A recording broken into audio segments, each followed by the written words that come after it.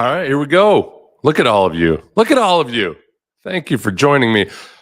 Stefon Diggs is in town. Stefon Diggs is here. He was working out with John Mechie, CJ Stroud, Tank Dell, and a streamer to be named very, very shortly, which was cool to see. And they're all throwing up the H's there. There's going to be a little bit of Tank Dell action. I got to tell you, I think most of these images came from originally CJ Stroud's Instagram, but I don't know. They're all over social media, so I apologize to anybody that I may have screwed over. But Tank Dell, as you can see right here, not facing fearsome coverage, but I think he would have. Pretty easy to say he would have baked Deion Sanders at that moment, right? Yeah, simple as that.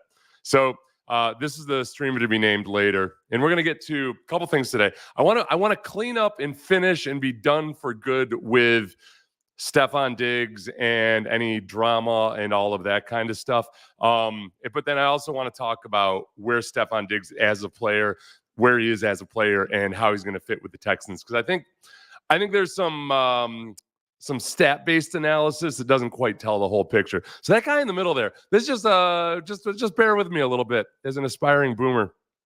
That's Sketch, who's a Houston area gaming streamer, just to give you a feel for what he's all about. This is him doing his gaming. Here. Oh, no, wait. First we got him. Okay, Tank Dell's going to be covering Sketch here. It says the dastardly right there. Tank's not even ready for it. The first step is good there.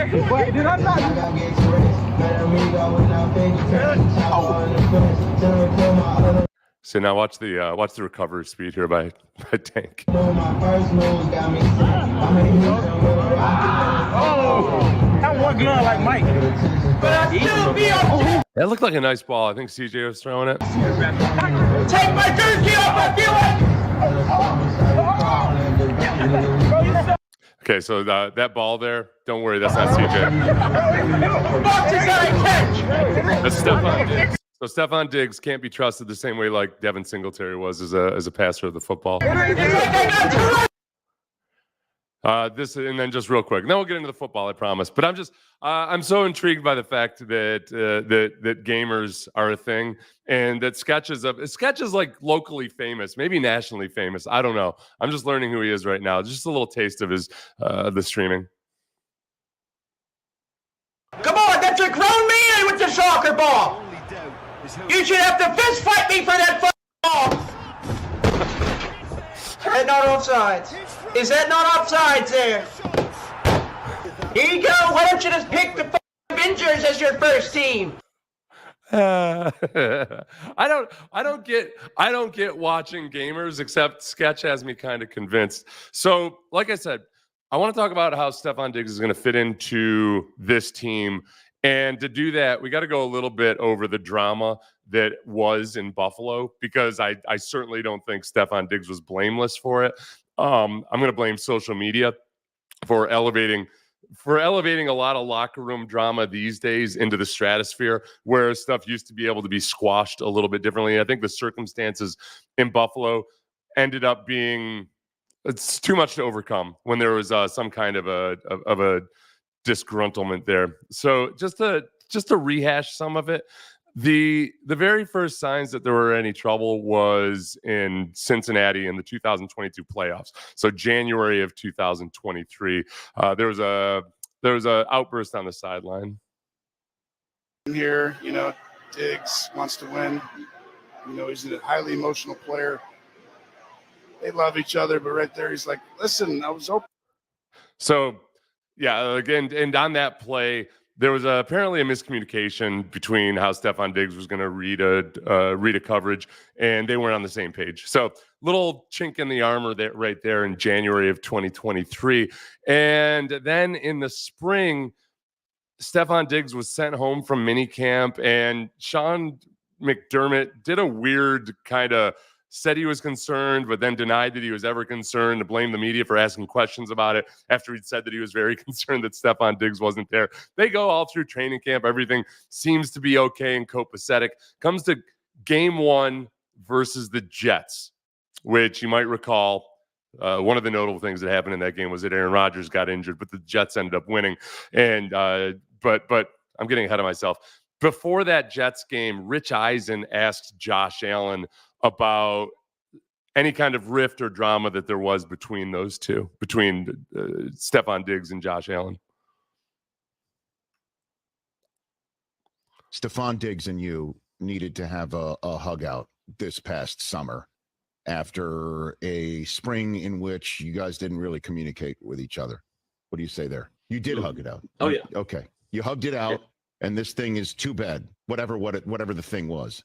Was there a thing? There was, but it's whatever it was, whatever the media made it, it's way back there. Well, I'll be honest, I'm part of that media. And I felt, when the coach said he was concerned, when he actually said that into a microphone during the June OTAs, that's what raised my level of concern. Keyword June OTAs. You and Diggs, we're same page, reading from the same book. We're reading the same word right now. What is the word you're reading then? What's the word you're reading together? Win. We're trying to win, and that's our main goal, is to win football games. And it starts Monday night against the Jets, and they're going to be fired up. So they play Monday night versus the Jets. Josh Allen ends up having it was a continuation of some of the stuff he'd been doing the year before. These really curious decisions, threw it into triple coverage with a bad interception. And afterwards, there were reports of tension. Stefon Diggs went on after that game versus the Jets. And meanwhile, remember, this whole time, people in Buffalo and Bills fans would say, everybody's making too much of this. It's no big deal. This is stupid. The media's blowing this up out of proportion. This was Stefon Diggs on Von Miller's Voncast talking about whether or not there was any tension there. Monday, it was love between you and Josh. Over the offseason, there's a lot of rumors, a lot of trade rumors, a lot of chatter. This was a different picture than what we saw from the last time that we played last season. Do you feel like there was any misconceptions or anything that happened between you and Josh over the offseason? Yeah, because after a 20-game season, your last image of me and Josh was after the fourth down. They say a picture is worth 1,000 words. So you can garnish whatever you want from that image and create a narrative behind it, and it'll fit. Offseason, there's no football being played. It's just a lot of commentary, he or she say. So for me, I feel like the common misconception was that I wanted to leave, but it was like, I never said that. It's just a tweet that said, "Come and rescue me." I'm like, damn, I thought we all listened to Drake at one point. You know what I'm saying? It's social media. You know what I'm saying? You use it how you want, but at one point, some people dive too deep into things or take it however they want to take it. I also say I'm not responsible for how people react to things. I'm more so responsible on how I carry it, and I'm just happy to have my quarterback. What did I tell you about social media being the devil? And honestly, I think this will be half the battle. And I promise after this next clip, I'm moving away from the drama stuff and into the football stuff. But I think people who tweet cryptically, for whatever reason, I don't know if they think they're being more cryptic than they actually are, but because you saw this with Brandon Cooks and various people through the years, they act like they get insulted that you would read into anything like "come and rescue me." Like, oh, it's just a Drake lyric, or Deshaun tweeting cryptically. Like, it always means something. And let it go, because this is what happens. And this is why it's different. I used to criticize the people of my generation, these coaches who are all Gen X now.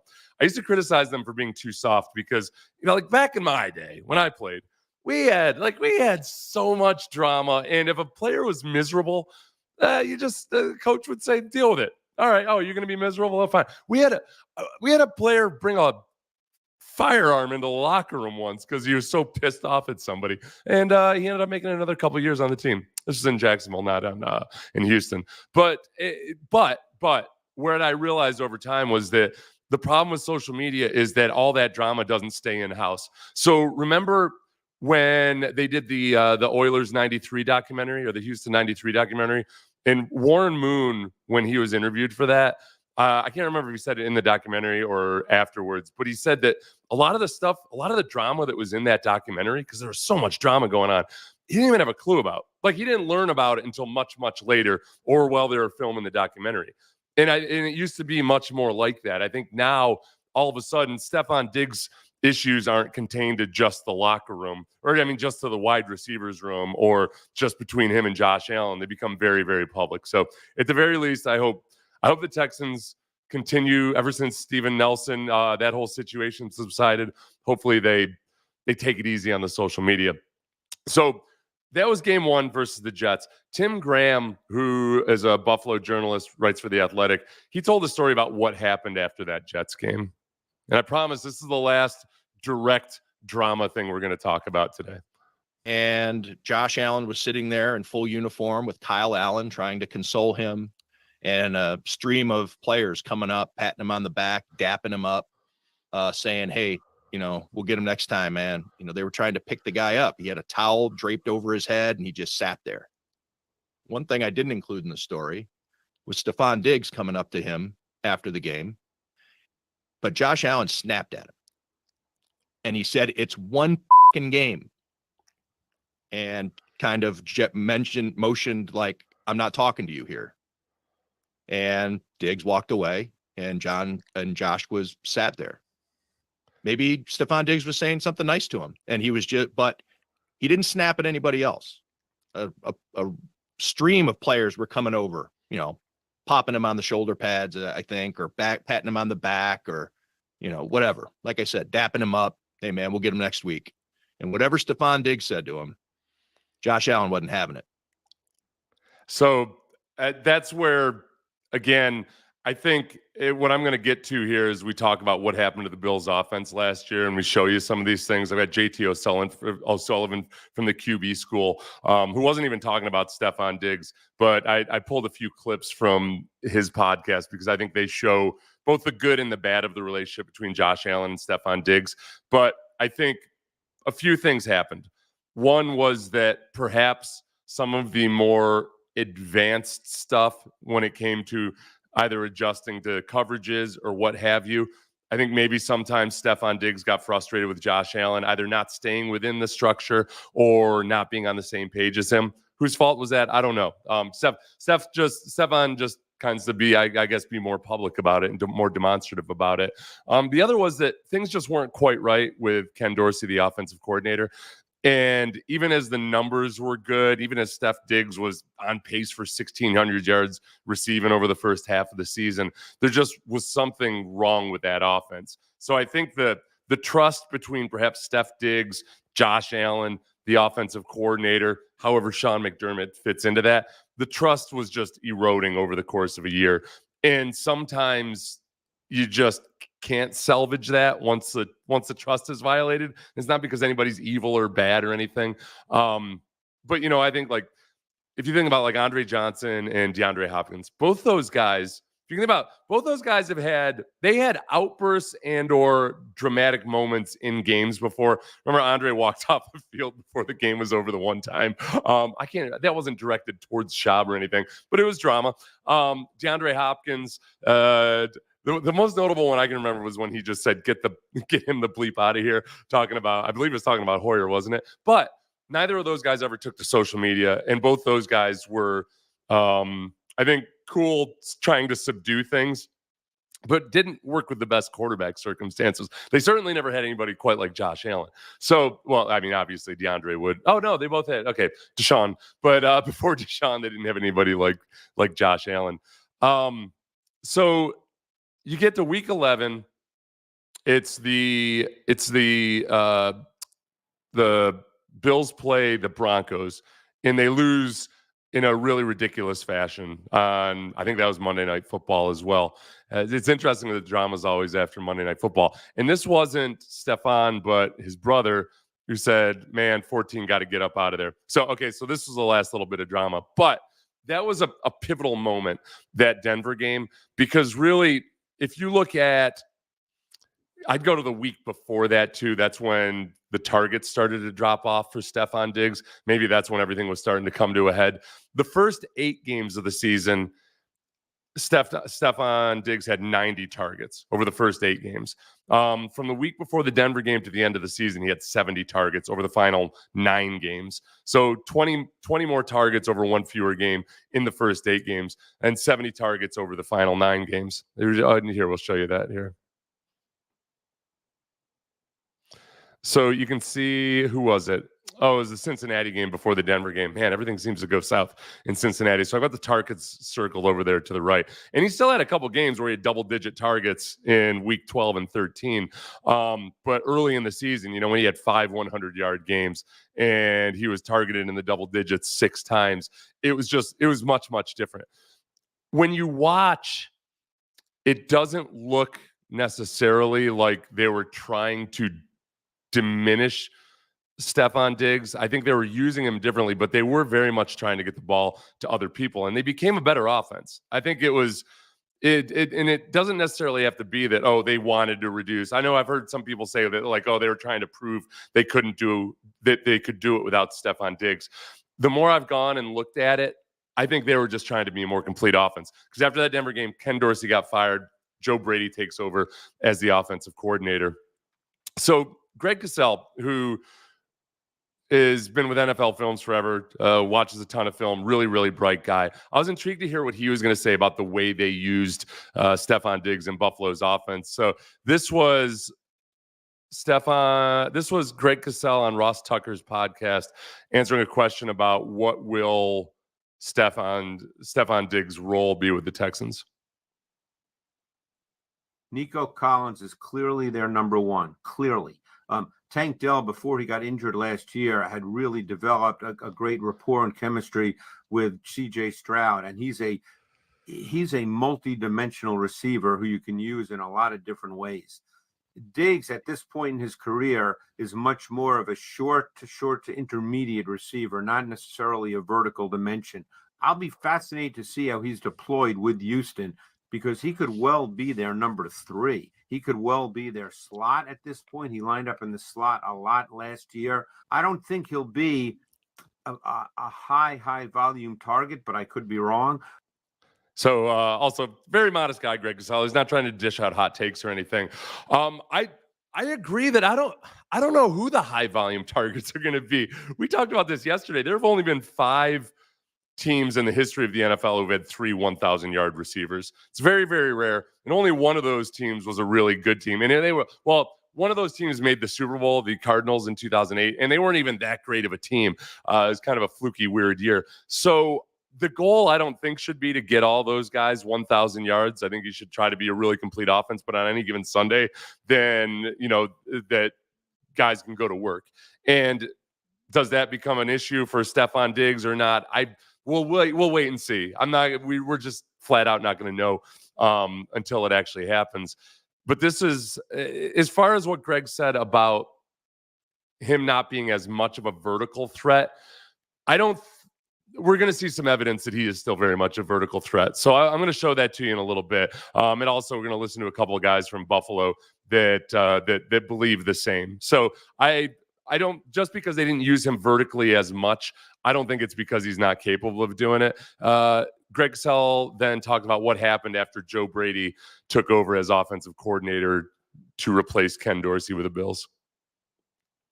When Joe Brady took over from Ken Dorsey, Diggs, in terms of deployment, was used a lot less. Now, you and I are not there every day, so they may have felt that Diggs was not the same player, and therefore the way they chose to deploy him was a function that he had declining traits. We don't know that for sure. We only know the way in which he was deployed, and he clearly was deployed differently.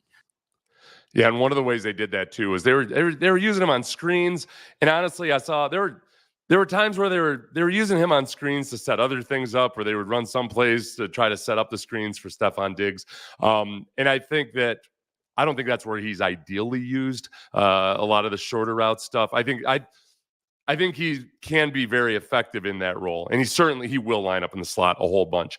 He did about 40% of the time last year, and I think this year all 3 of those guys will be used in the slot for the Texans. So I'm not worried about that. The strictly defined slot is kind of becoming more of a dinosaur. So I think that it was part of trying to make it a more diverse offense, but I don't think it was related to his skill set. Okay, good. I thought I had another Cosell spot in there. So this up next. This is the Cover One podcast, and I will link these guys down below. They're out of Buffalo. Seem like pretty bright guys. They watch film, and they gave a word of warning to Bills fans about trying not to act quite so gleeful or good riddance about the loss of Stefon Diggs. I know a lot of people in the chat are kind of good. I've seen good riddance and great trade. He's washed. The Bills right now, without Stefon Diggs on the field, are not a better football team than they were in 2023. Like, even a diminished version of Stefon Diggs is still a very, very, very good football player. And like we talked about earlier in the season, he was on a historic pace, another like record-setting year for a number one wide receiver who had previous record-setting years as far as his career was going. And then, yeah, we had spent a bunch of time on this show diving into the film and kind of seeing where the disconnect was. And everyone's talked about it, like the usage change with, under Joe Brady, but some of it was positive, other guys getting involved and the offense was still clicking, the emergence of the run game, a bit of a different focus, the wins were coming. And when you watch the tape, like, there's plenty of opportunities where Stefon Diggs is getting open and working downfield, and Allen just wasn't hitting him on those deep shots like he had in previous years. And I know for people, some of his tweeting and social media presence and how he acts, like, I think that was a large frustration source point for a lot of people, in addition to the, missing day one, in the offseason for training camp, and then yelling at Allen during that Bengals game. And I think a lot of people kind of put that blame on Stefon Diggs. Yeah, and that's again, that's where the whole social media side of things comes into it. I think that maybe it's, and hopefully it's for Houston's benefit that all that drama did ensue. But sometimes you just get to the point where everything's gone too far. I wonder too, like, it starts to feel like you're digging into, like, I'm going to tell you exactly why Brady and Giselle broke up. Like, I don't know. I don't have a freaking clue. I know when it comes to interpersonal relationships between sometimes very fiery individuals, it takes the right kind of counterpart to that individual to make it work. The Warriors have a bunch of guys that know how to work with Draymond Green. And Draymond Green, for all of his flaws, is just an extremely competitive person. And sometimes he's a bit much, but those guys know how to balance it out. I think Steve Kerr has a lot to do with that. The Steve Kerr, D'Amico Ryans, there's some commonalities between those two guys as former players who just kind of get things a little bit differently. I'm intrigued by that. I just try not to make too many positive comparisons to Steve Kerr or anybody else, because I don't want to anger everybody. So JT O'Sullivan, who has the QB School on YouTube, who is awesome, he's former backup quarterback in the NFL, and really, really bright guy. I've learned a lot from him about offense and coverages and everything that I never learned as a player. But he did a video on Josh Allen against the Steelers in the playoffs, so it wasn't even focusing in on Stefon Diggs. But I wanted to watch it just to kind of get a feel for a few of the plays that Stefon Diggs was involved in. And I think you can see a couple things. One, and we're going to show them that Stefon Diggs is still very much a vertical threat. And two, there are moments where you could see, given everything that had happened previous to this season, that maybe Stefon Diggs just felt like the trust factor wasn't there, or perhaps that he didn't like that sometimes Josh Allen didn't play completely within structure. But Josh Allen makes some. I'm going to show you a few clips. There is more good and more bad from both these guys in this, so I don't want to act like this is like the exact way this game went. It was a very good game for Buffalo. But okay, so first play. Now, come again, back. I've already talked So come back to Stefon Diggs, and you saw there was an inaccurate throw. about it. Okay, thanks, Captain. That it's not easy to throw the ball in weather like this. What I do love, anticipation. Now the accuracy, wanting, but we're playing with anticipation here. We don't put it exactly where we want.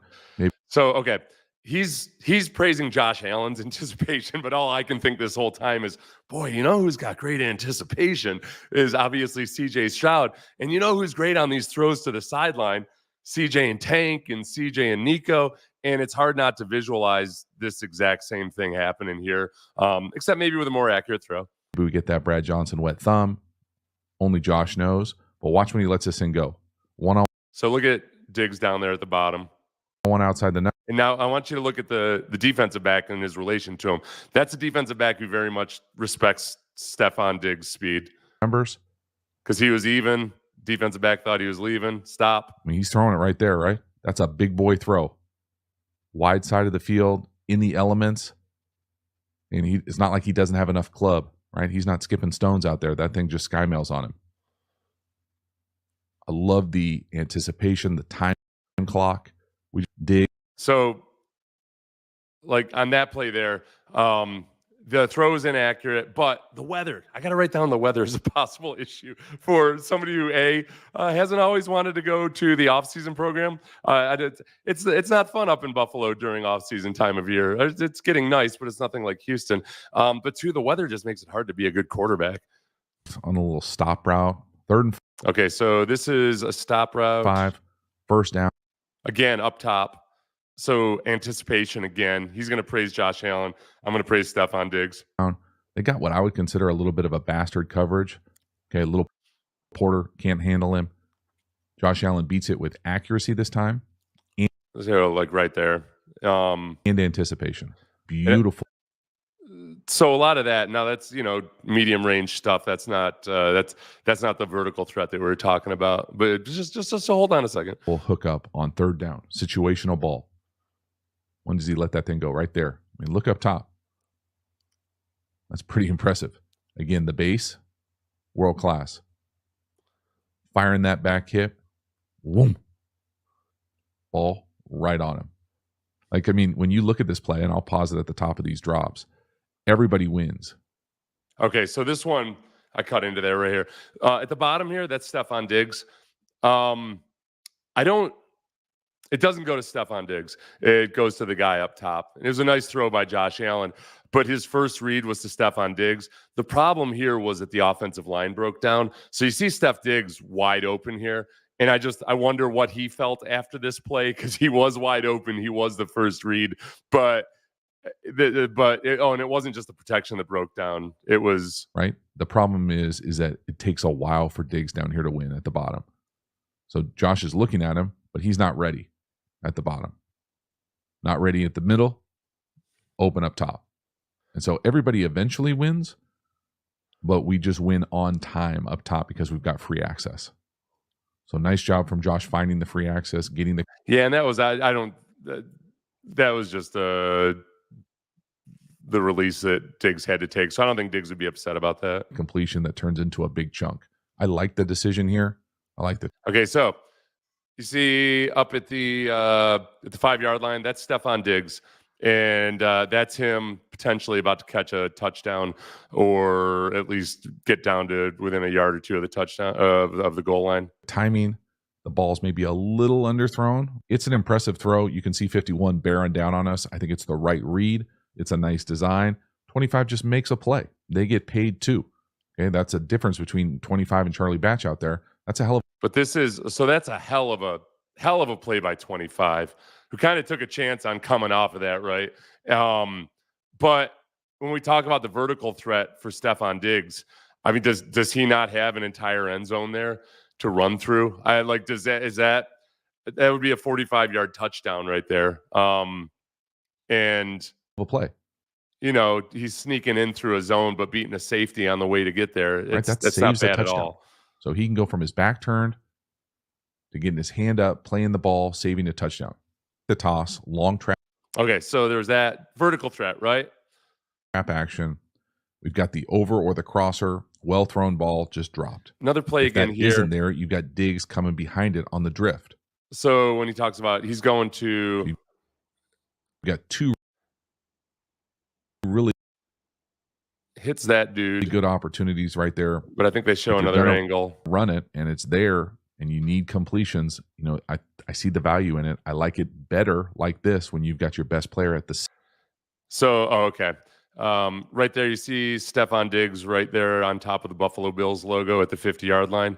What JT O'Sullivan is saying is that it's nice to have your best player right there as the second option. Sit as opposed to your backup inline tight end. So again, incompletion. Did he catch that?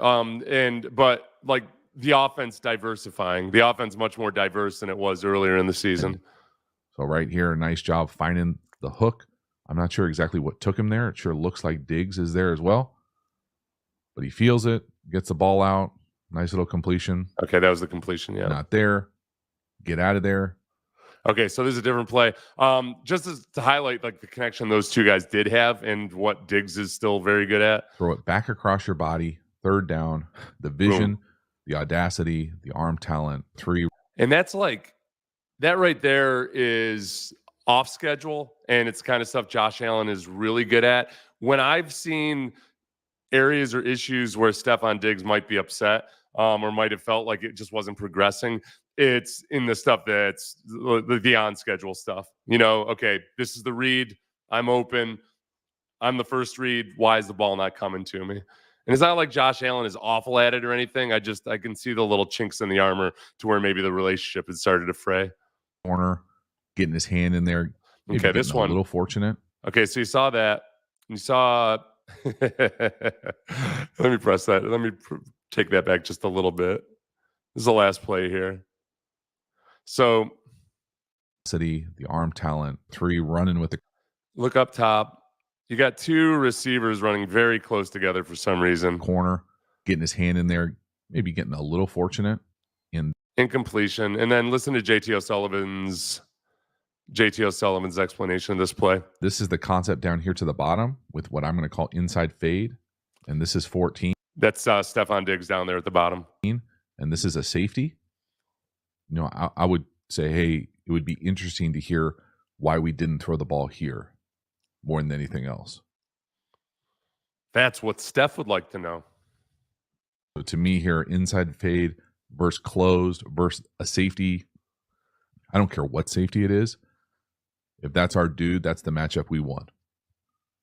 So to me, the ball should probably go down here to the slot. Again, I don't know their read. I can just tell you that universally, inside fade versus middle field closed man is where you want the ball to go. Like, look at Diggs down there at the bottom there. Is that a vertical threat? I mean, is that a guy that's fast enough to beat the dude that he's beating right there? Like, I think that it is, you know. So I don't know. I have no clue what was going on between those two. I have no clue what led to everything that happened. I don't think that the physical drop-off is a thing. I think he was on pace for 1,400 yards. They fired an offensive coordinator, made drastic changes. The offense got better because I think whenever a quarterback gets better at spreading the ball around more, it tends to be good for the offense. You know, Stefon Diggs was still a factor in a lot of that. It's just that I think there were a lot of other factors leading to Stefon Diggs not being utilized as much. You know, he had a lot of drops last year, very notable one in the Kansas City game, notable two in the Kansas City game. But I also wonder with drop stats, how often, you know, sometimes those are inaccurate throws that are counted as drops. I don't know. They just worn out their welcome. The one thing that I would say that the Texans need to be wary of is just the social media component. And, you know, I think D'Amico's got a really good way of communicating stuff with people, and I think he's going to be able to tamp down any of that. I think the other thing is that CJ is he's a different guy than Josh Allen, and that's not a criticism of Josh Allen or anything. CJ is just a different dude, and I think CJ can forge a different bond. But as far as the physical side of Stefon Diggs, I'm not worried about it one bit. I think he's going to be every bit as good as he has been with an extra bit of fuel in his fire. And I think that could be really, really good for the Texans. I don't know which receiver is going to get more targets or who's going to compile more yardage or anything like that. I do know that both those guys, Tank Dell and Nico Collins, were injured last year. So there's going to be times where you're going to be probably most likely between the three of them and Steph Diggs now in his 30s that they're probably going to be happy that he added another guy. So as far as a lot of the drama, I'm going to just wait and see what happens, and I'm not going to worry about it. I presume that it'll be like the first 2 years were in Buffalo, where he was just awesome. Him and Josh Allen were best of friends, and there's nobody could ever put a divide between those two. I would love to. I'm sorry, everybody, I can't take any questions tonight. I was supposed to keep it to 30 minutes, but I will try to peruse them and answer some tomorrow. Maybe I'll do a separate Q&A with the questions you guys ask, because you always have really, really, Really good comments. I'm Seth Payne. If you don't know me, I played for the Texans long time ago. Do sports radio on Sports Radio 610 now from 6 to 10 a.m. every weekday in Houston. You can follow that channel on YouTube too, but you should also like and subscribe and all of that. T'Vondre Sweat, yes, we will be chatting about T'Vondre Sweat tomorrow. I understand he had a little bit of a vehicular problem